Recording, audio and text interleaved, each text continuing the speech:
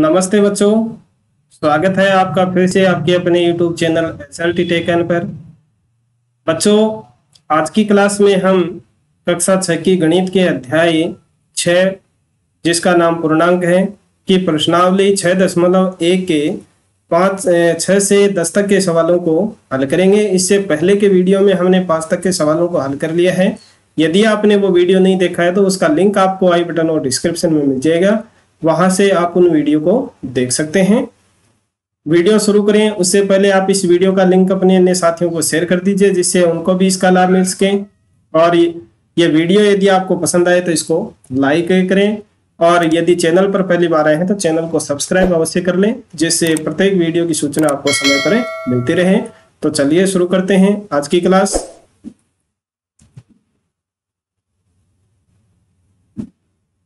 सबसे पहले देखिए आज की क्लास का पहला प्रश्न और इस प्रश्नावली का छठा सवाल। यहां देखिए सवाल है वो क्या दिया गया है।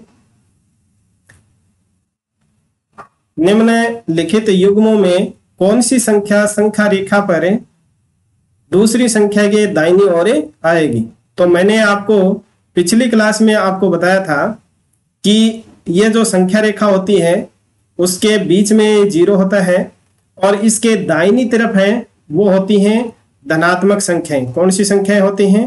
प्लस वाली संख्याएं। और इसके बाईं तरफ है वो होती है ऋणात्मक संख्याएं। तो जो छोटी संख्या होती है वो हमेशा होती है बाईं तरफ, और जो बड़ी संख्या होती है वो होती है हमेशा दाहिनी तरफ। और एक बात आपको अवश्य ध्यान रखनी है कि जो माइनस वाली संख्याएं होती है, ऋणात्मक संख्या है, वो जो बड़ी संख्या होती है वो हमेशा छोटी होती है, और जो छोटी संख्या होती है वो हमेशा बड़ी होती है। यह आपको अवश्य ध्यान रखना है, क्योंकि परीक्षा में ज्यादातर ऋणात्मक संख्याओं में ही छोटी बड़ी संख्याएं पूछी जाती हैं, और दाएं बाएं भी वही पूछी जाती है। तो यानी माइनस की जो बड़ी संख्या होती है वो हमेशा बाईं तरफ होती है संख्या रेखा पर, और जो माइनस की छोटी संख्या होती है वो हमेशा दाहिनी तरफ होती है। ये बात अगर आपने समझ ली तो आपका ये पहला ये जो 6 का सवाल है वो आसानी से हल हो जाएगा। अब यहाँ देखिए पहला दिया गया है 2 और 9। तो धनात्मक संख्याएं हैं तो बड़ी संख्या हमेशा कौन सी तरफ होती है?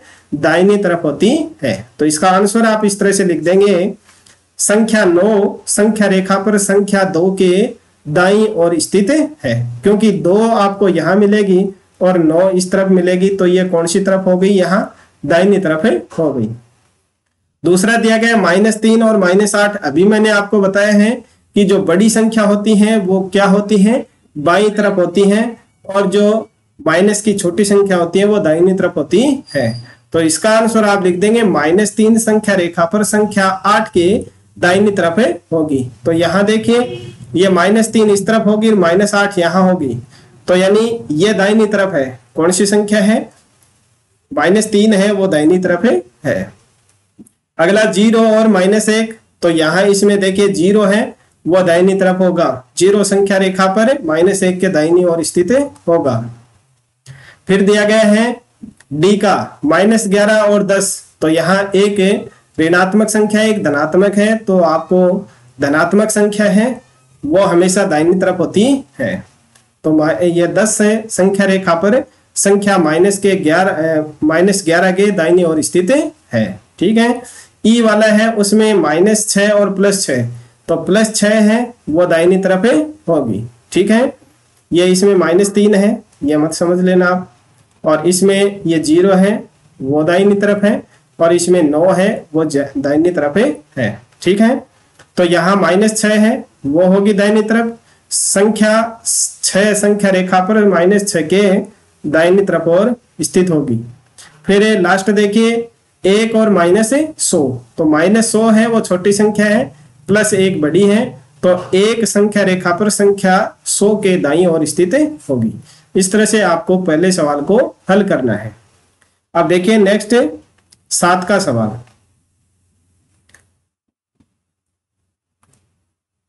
7 का सवाल है उसमें देखिए क्या ज्ञात करना है। नीचे दिए हुए युग्मों के पूर्णांकों के बीच के सभी पूर्णांक लिखे बढ़ते हुए क्रम में। तो यहाँ आपको बढ़ते क्रम में बताने हैं। बढ़ते क्रम का मतलब है आपको सबसे पहले छोटी संख्या और उसके बाद में बड़ी संख्या। तो 0 और -7, तो माइनस वाली संख्या हैं वो बड़ी हैं, वो छोटी होती हैं। तो अब आपको यहाँ बढ़ते हुए क्रम में लिखना है, तो सबसे छोटी संख्या से स्टार्ट करना है। तो ये तो -7 है और ये 0 है, इनके बीच की आपको लिखनी है। तो -6, -5, -4, -3, -2 और -1। तो ये हो गया आपका बढ़ता हुआ क्रम। कौन सा क्रम? बढ़ता हुआ क्रम। बढ़ते क्रम में है क्योंकि ये छोटी है, फिर इससे बड़ी ये है। आप इनके बीच में ऐसे निशान भी लगा सकते हैं चाहे तो। ये क्योंकि 7 है वो छोटी है, -6 बड़ी है, फिर इससे ये बड़ी है, इससे ये बड़ी है, और ये बड़ी है, और ये बड़ी है, ये बड़ी है, और ये फिर 0 बड़ी है। इस तरह से आप निशान के द्वारा भी इनको दर्शा सकते हैं। फिर -4 और 4 के बीच में आपको संख्याएं बतानी है। तो ये -4 है, उससे बड़ी है -3, फिर -2, फिर -1, फिर 0, और 0 से बड़ी 1, फिर ये 2, फिर 3 और ये 4। तो -3 से लेकर के 3 तक की आपको संख्या लिखनी है, वो -4 और 4 के बीच की संख्याएं हैं। फिर आपको बताना है -8 और -15। तो -15 इसमें छोटी है और -8 है वो बड़ी है। तो -15 से आपको लिखना शुरू करना है। -15 से बड़ी होगी -14, फिर -13, फिर -12, फिर -11, -10, -9 और -8। इस तरह से ये सीके में आपको संख्या लिखनी है बढ़ते क्रम में। फिर डी का देखिए, डी का है उसमें -30 और -23। तो यहाँ -23 है वो बड़ी संख्या है, तो ये तो होगी दाहिनी तरफ, और -30 है वो होगी बाईं तरफ। अब इनके बीच में आपको लिखनी है। तो ये -29, -30 से बड़ी है, फिर ये -28, -27, -26, -25, -24 और -26। तो इस तरह से आपको 7 का सवाल हल करना है। अब देखिए 8 का सवाल। 8 के सवाल में आपको बताना है, ए में दिया गया है -20 से बड़े 4 ऋणात्मक पूर्णांक लिखे। तो -20 है, उससे बड़े आपको बताने हैं। तो -20 से छोटी संख्या लिखनी है आपको। ऋणात्मक संख्याएं जो छोटी होती हैं वो हमेशा बड़ी संख्या से बड़ी होती हैं। तो ये -20 है वो तो छोटी है, इससे बड़ी होंगी ऋणात्मक संख्याएं पूछी है आपसे। तो इससे पहले वाली लिख दीजिए -19, -18, ये -19 है, फिर इससे बड़ी होगी ये, फिर ये और ये।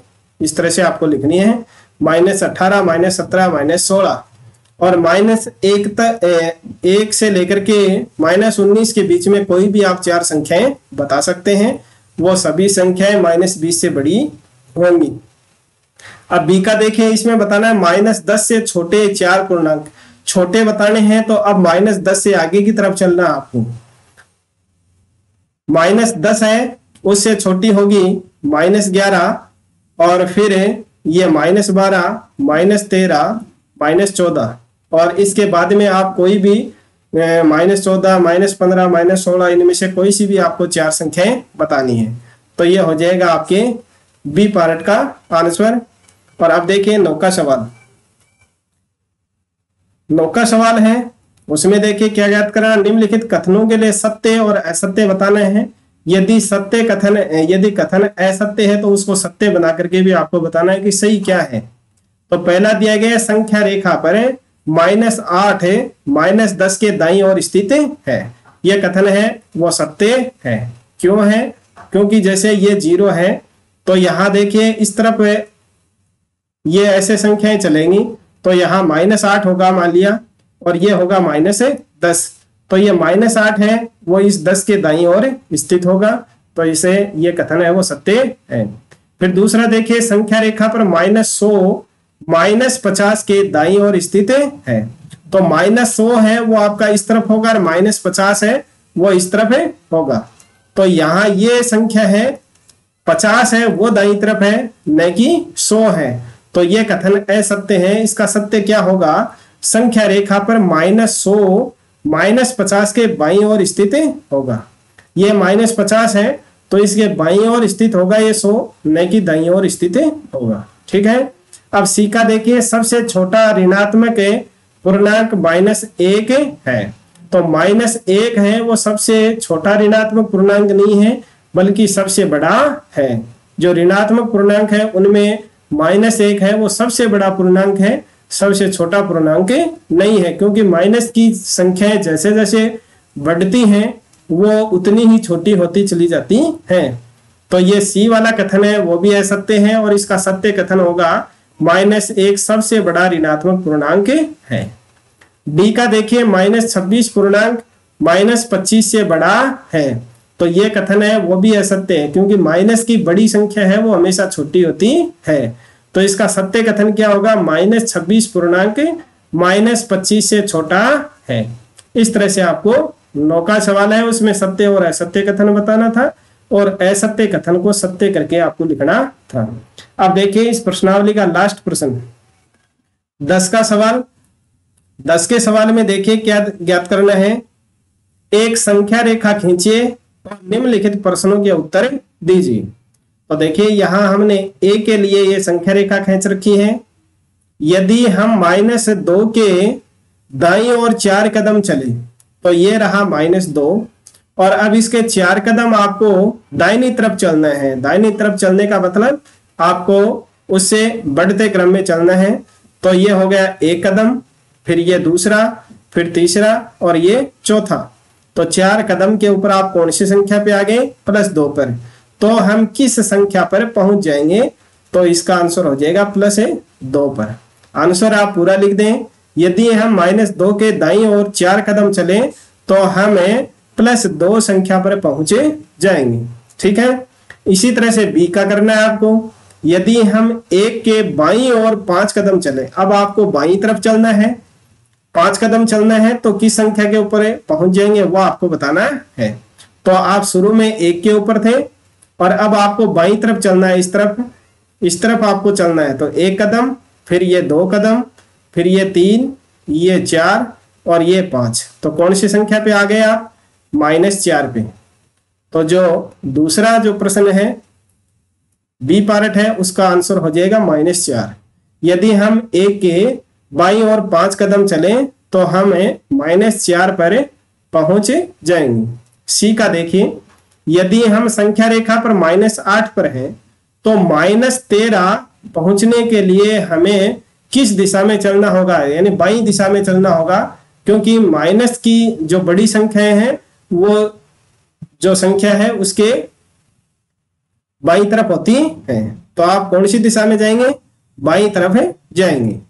इसी तरह से डी का करना है। यदि हम संख्या रेखा पर -6 पर हैं और -1 है, तो -1 है वो इस -6 से बड़ी है, तो बड़ी संख्या हमेशा दाईं तरफ होती है।